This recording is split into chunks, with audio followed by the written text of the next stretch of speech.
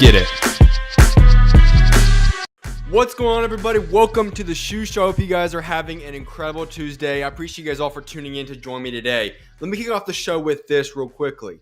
If there are any chats or topics or discussions for today's show, make sure to leave them in the chat, and I'll get to those and answer them as I go throughout the duration of the show. Looking forward to hearing what you guys all have to say today. With that being said, there are no guests on today's show. They will be back on tomorrow. I have an episode at 12:30 p.m. Mountain Standard Time, so you guys can tune into that one tomorrow. But with that being said, there's some stuff to get into today in the boxing world, and we're going to kick it off with ring number 5 now being announced. Night of the Champions is the name of it. It will take place on November 22nd in Riyadh, Saudi Arabia, exclusively on DAZN, with David Benavidez defending his WBC light heavyweight world title against Anthony Yarde in the main event. All right, this card is going to be stacked. When we look at the past couple of days, we've been slowly leaking out and announcing the different fights. Those fights are David Benavidez with Anthony Yarde, main event.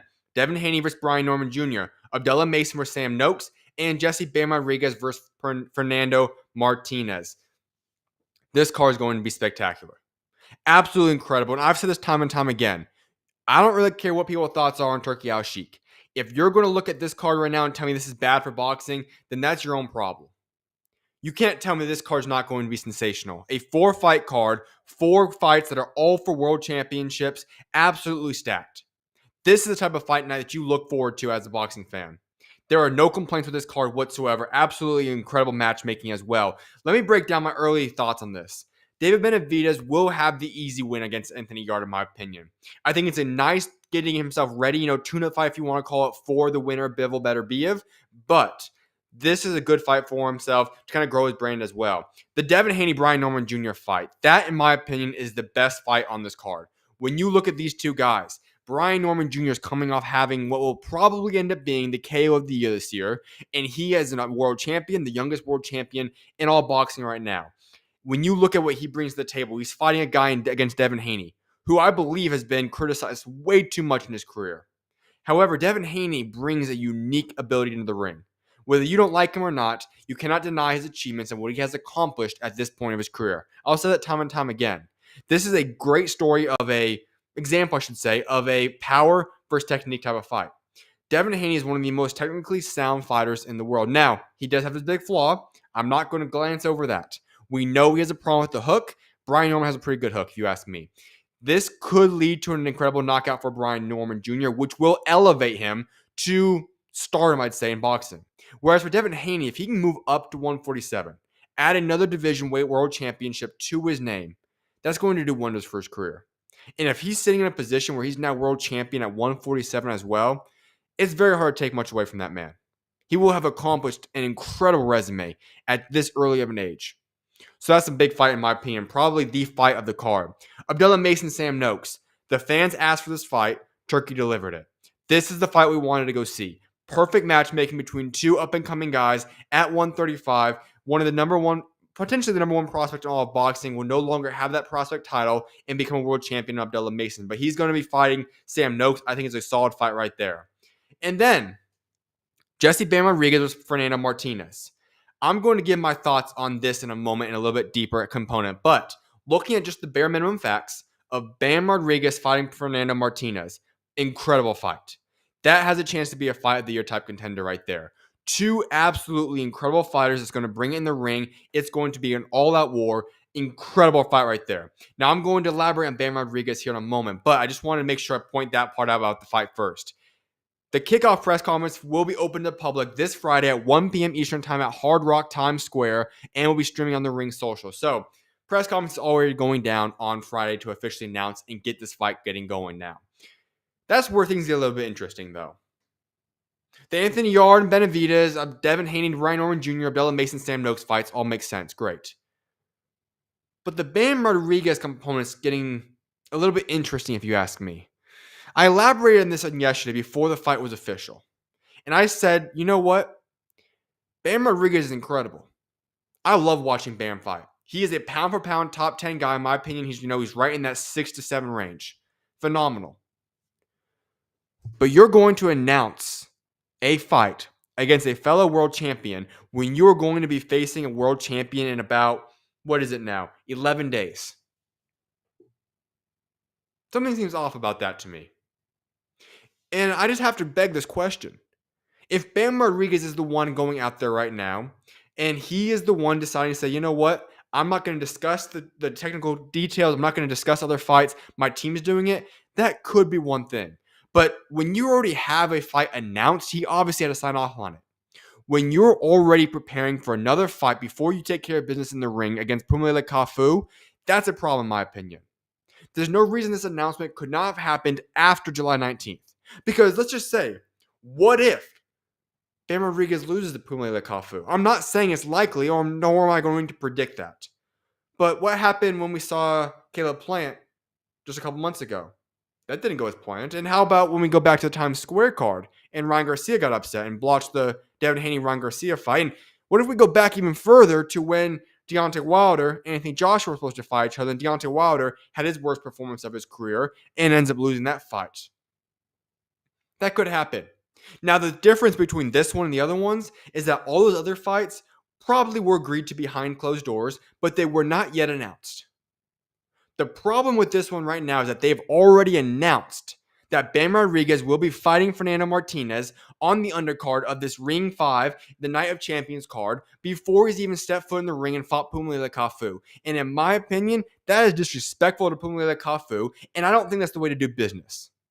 Now, yes, if he goes out there and knocks out Cafu very quickly and easily in that fight, he takes care of business, this could look like a massive statement for Bam Rodriguez, saying, you know what, I knew I was going to take care of business, got rid of him, already have him on my next fight lined up. I get it. But is that really the way you really want to handle business?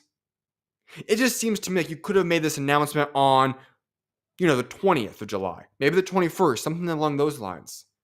Why are we announcing it right now? This card's not going to go down until November 22nd. You could have easily waited if you're Turkey Al-Sheikh a couple more weeks for this announcement.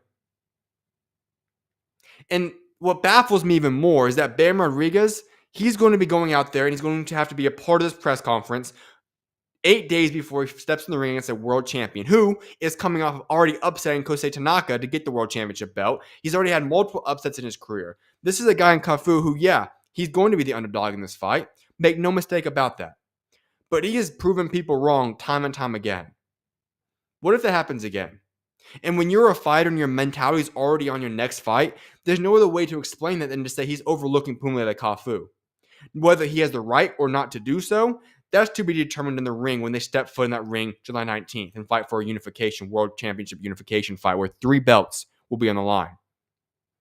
That will be to be determined. But when your mindset is already going to be on promoting your next fight, when you have somebody that is not going to be an easy opponent, that to me is very disrespectful and also a red flag. I would still favor Bam Rodriguez in that fight. But it is something to keep an eye on because when your mindset is already looking upon your next opponent to fight, that is a massive problem in my eyes. We'll see how he handles business, but in my eyes, that is a very risky place to be in if you're Bam Rodriguez and his team. However, if, and maybe you could even say when, Bam Rodriguez pulls off the fight against Phumelela Cafu on July 19th, and then come November 22nd, he pulls off a massive win to where he will now have 4 belts at 115 against Fernando Martinez, who, let me add one more thing. Fernando Martinez and Bam Rodriguez, that fight should be higher up on the card. There is no reason you have a top 5, top 6, top 7 pound-for-pound fighter fighting at the first card of the night. It's crazy to think that, but I'm just saying. That fight should have probably been the co-main event or at least in front of Abdullah Mason. But back on track. When you look at this fight, Bam Rodriguez had a chance to put together one of the most impressive runs we have seen in boxing in a little while now. And actually, I want to pull this up for you guys really quickly. Let me get this pulled up on the big screen just so that you guys can see what we're really working with right now here in this situation. Let me get this pulled up for you guys because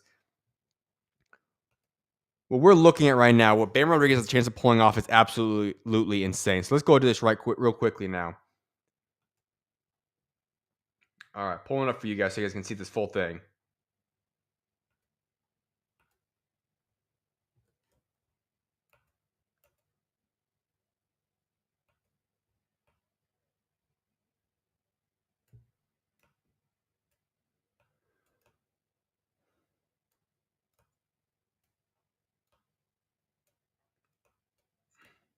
All right, here we go. It should be coming up on your screen any moment now, so you guys can go check out exactly what his run would have been in boxing.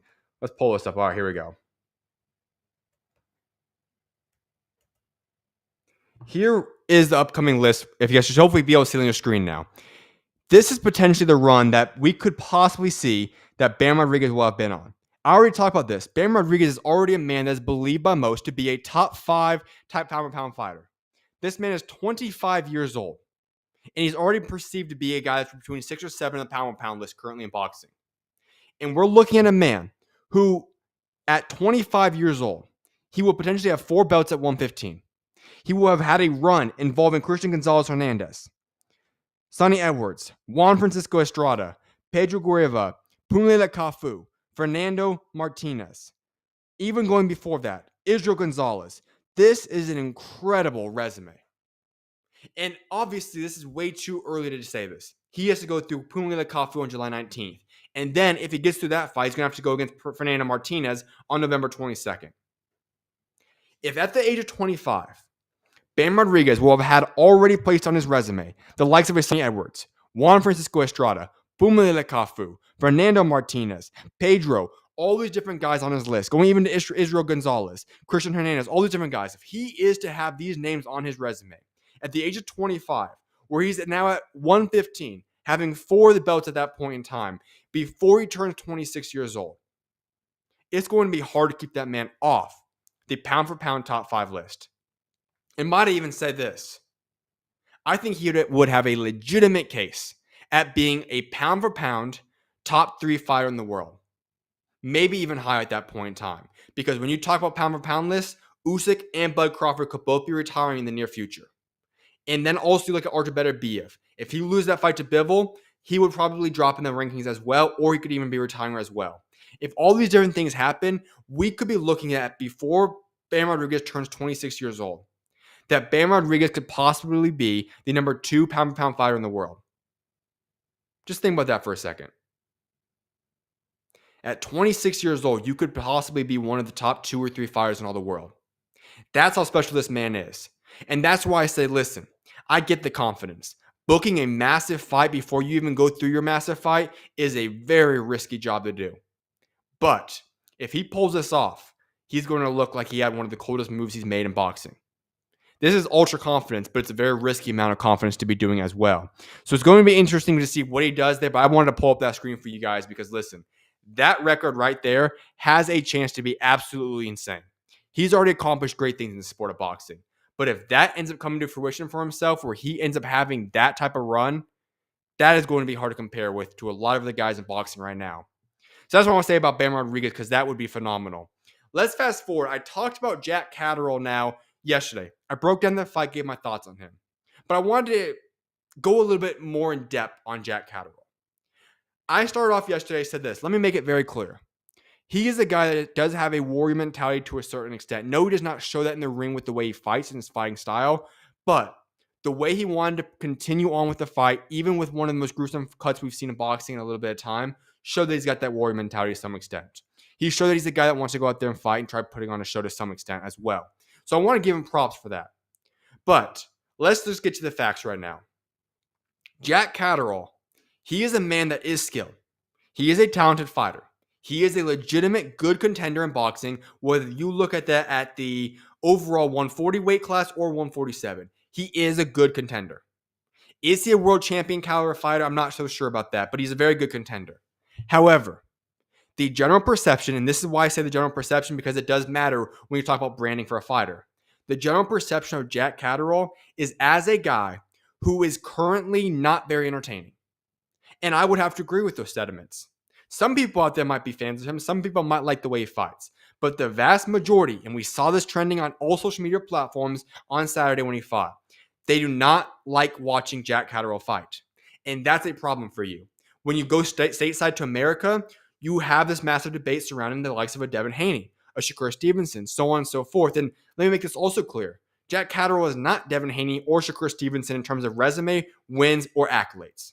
And so Jack Catterall is in a very difficult position. He has an incredible team behind him in Sam Jones and Eddie Hearn. When you have those two branding corporations behind you, it's going to be massive for your name. It's going to put you in big positions. But if Jack Catterall is unable to sell tickets, if he is unentertaining as a fighter, it's going to cause massive problems for him going forward in the sport of boxing. It will. Because if you're not going to be entertaining, then who's going to want to pay up to go watch you fight? You're going to need big guys to go out there and fight for them to be possibly earn a lot of big paychecks for yourself. And that's why I asked this question. Where does Jack Catterall go from here? It's a good question.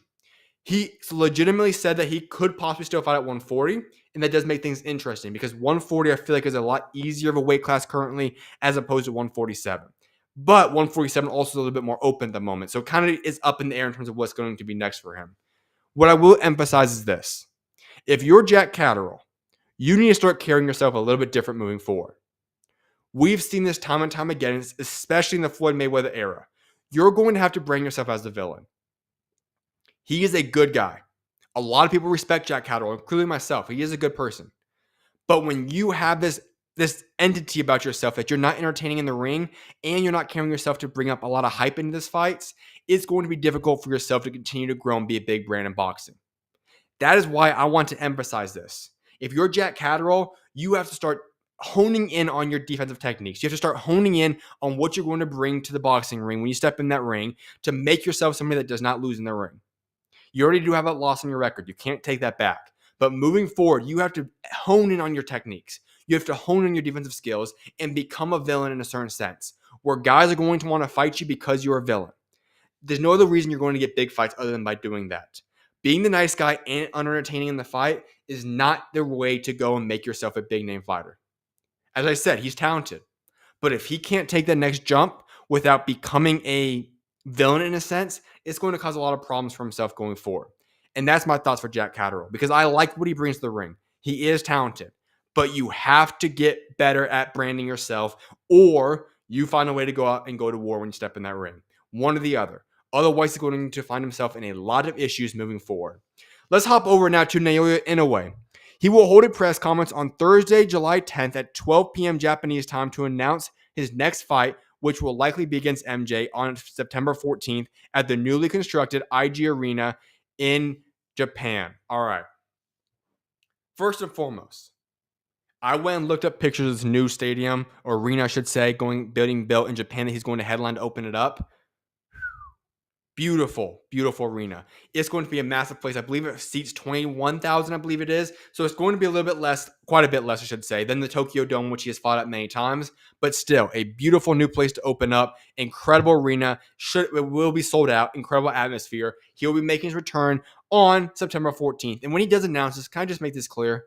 For all you people out there that thought for beginners that he was going to duck MJ, that was the most ridiculous claim ever. He's not ducking MJ. He's going to take MJ's head off when he gets in that ring. That's just a fact. And on top of that, for all the people out there that for some reason think that MJ has a legitimate chance at beating Inoue when they step foot in that ring on September 14th, that just goes to show how good of a promoter Eddie Hearn is. Because there is no way in this world. Okay, not no way. It's boxing. Anything can happen. There's a 99.9% chance that Naoya Inoue wins by KO against MJ. So if you legitimately think that MJ has a chance and he's been this boogeyman in the weight class, that's a lie. It's not going to happen that way. But Inoue had to take care of business, knocks him out to basically officially clean out 122 and then move on to what he wants to do next. So looking forward to that announcement. Obviously, I'll be able to come on the show on Thursday when he actually announces it and give you guys an update on that. The last thing I want to touch up on before I wrap today's show is regarding the new news that just came out in regards to the August ring card that's going to be announced, where Anthony Cacace has suffered a back injury and has now been forced to withdraw from his fight versus Ray Ford on August 16th in Riyadh, Saudi Arabia. Bummer. Brutal, brutal news. Raymond Ford was on the show, 2 weeks ago. I encourage you guys to go check out the interview if you have not already checked it out. He goes into his whole life story there, so go check that out if you guys want. But he talked about this. He was never perceived Cacace as a legitimate threat. Now, in my eyes, and in the eyes of most, that was going to be the best fight on that card. It was a beautiful card between two top 5 guys at 130. The winner would have gotten themselves a chance at a world championship. Incredible fight right there. It's now off the table. I knew it was too good to be true. It's not going to happen now, unfortunately, because Cacace is backing out. Remember, Cacace was the former world champion. He vacated his belt to go take on Lee Wood, got a nice payday in that fight, and then he was going to get himself back up into the rankings, possibly for a world championship again, this time, though, by fighting Raymond Ford in Saudi Arabia. Beautiful fight. Now he's out, though. So now there's a lot of questions. When can Cacace return to the ring? I'm not sure. His story, what's next for him, he can determine that when he's healthy. But the big deal is for Raymond Ford. We're talking about one of the top up-and-coming superstars in boxing, in my opinion. He's already a world champion. He's moving up to 130 to become a two-weight world champion, and I think he will do that in just a matter of time. And so you have to wonder, this was set up for Raymond Ford to make a massive statement and elevate himself for a world championship shot at 130. So where does he go from here? I have to imagine he's going to remain on this card. And I must throw out two different examples. One of which, do you have him fight Eduardo Nunez? He came on the show and said, listen, Matchroom does not want to make that fight. That's not what Eddie Hearn wants. He was disappointed in that fact, but that's what he said. So I don't see that fight getting made. But here's the fight I do see. SchuZ Dickens. He just fought about a week ago now. It'll be a week tomorrow. Excellent performance. He became the new interim WBA champion. That interim status will soon be elevated to full status when Lamont Roach officially vacates that belt and moves to 135. Why not go get SchuZ Dickens on the phone, get him over to Saudi Arabia, and let Raymond Ford fight him? Now, SchuZ Dickens has pulled off multiple upsets in recent time. Could it happen again? Anything can happen. But that should be a layup for Raymond Ford. And if Raymond Ford gets that victory right there, you would elevate him to world champion. He would be the WBA world champion within the next 6 months or so, becoming a two-weight world champion. If you're Raymond Ford, that almost makes more sense for you than actually going the other way around that. Because if you become world champion, that Sugar Nunez fight becomes a lot bigger. It becomes a unification between two Matchroom guys, and you could get that fight made in 2026. So hopefully this ends up becoming a blessing in disguise. Because listen, when you talk about Raymond Ford, this is a man that I perceive as one of the most exciting, the most talented fighters in boxing that's under 27, 28 right now. He is a phenomenal fighter, and I think if you're Turki Al-Sheikh, you are Eddie Hearn, you're doing whatever you can to get SchuZ Dickens on the phone, throw the bag at him, and let them go out into that ring and fight each other in August. That's my matchmaking idea. We'll see what ends up unfolding there.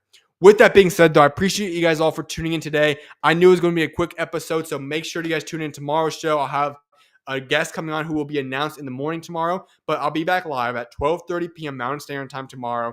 I appreciate you guys all for tuning in today. I hope you guys have a very blessed remainder of your guys' Wednesdays or Tuesdays. Have a great day, and I'll see you guys tomorrow on Wednesday. May God bless you guys all, and SchuZ is out. I'll see you guys tomorrow. God bless you guys.